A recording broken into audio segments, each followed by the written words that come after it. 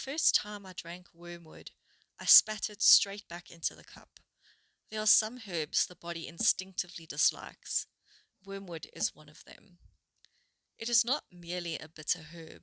It is the most bitter of herbs that I have ever tasted, and the one which I owe a great debt to, in times of stagnation and deadened senses.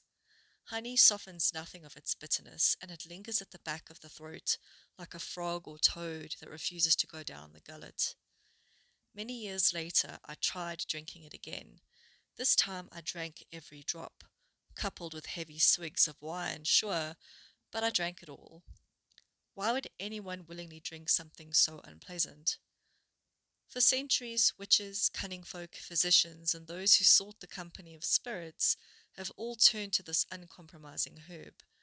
Ancient traditions tell that the plant was entrusted by Artemis to the healer Chiron, who came to value its virtues so highly that it bore her name. In the household, it earned a reputation as a protector hung to drive away moths and other pests, while in the body it became one of Europe's best known bitter digestives. Yet it is the stranger reputation of wormwood that has endured. It appears frequently in folklore and magical practice as a plant of thresholds, belonging to crossroads, graveyards, prophecy, dreams, and the restless dead. Agrippa associated it with Hekate, and later magical traditions continue to place it in the company of spirits. In the Greek magical papyri, fresh wormwood formed part of an ink prepared for questioning the dead. Elsewhere, it was burned with myrrh and cypress as an incense for invoking the spirits, or brewed into cleansing washes to purify those who had walked too closely to the realm of shades. Again and again, the same idea emerges. Wormwood opens a road between worlds, but it also guards that road. Folklore preserves the same paradox.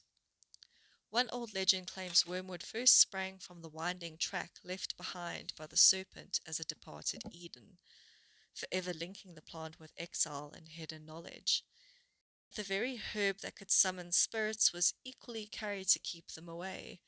It was tied around the waist, hung above doorways against sorcery, placed within coffins alongside rue and hyssop to protect the dead, or used to ward against witchcraft and the evil eye.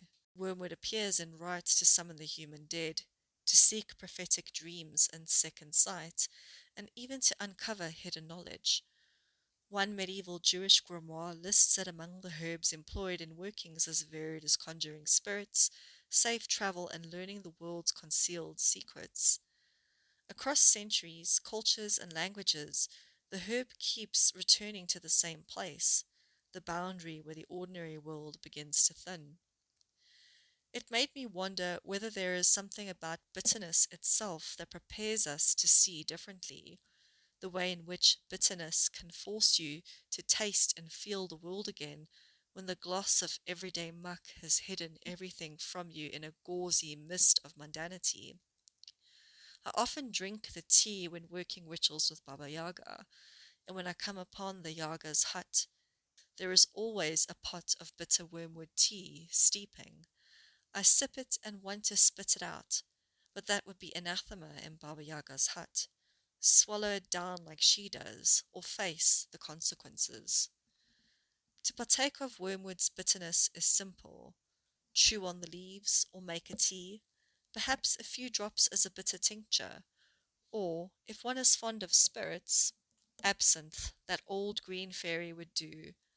I like to drink it slowly, letting the bitterness linger, then step outside as dusk settles over the garden. It has become a small ritual, an experiment in attention, in noticing. Wormwood is a plant of thresholds, and its gift is that it not only opens a doorway, but teaches us to see these doorways first. When people speak of seeing spirits, they often imagine apparitions, pale figures crossing lonely roads, or ghosts standing at the foot of the bed. These are just some of the ways in which we encounter the spirit world, and sometimes we can experience it by teaching ourselves how to look.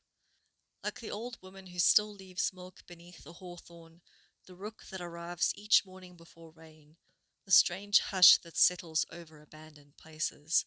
the feeling that certain trees are older than history remembers. Perhaps that is why wormwood has remained such a powerful plant in folklore.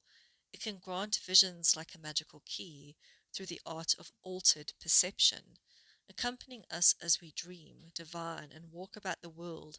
It is a reminder that the worlds we seek have always been there, waiting for us to notice them.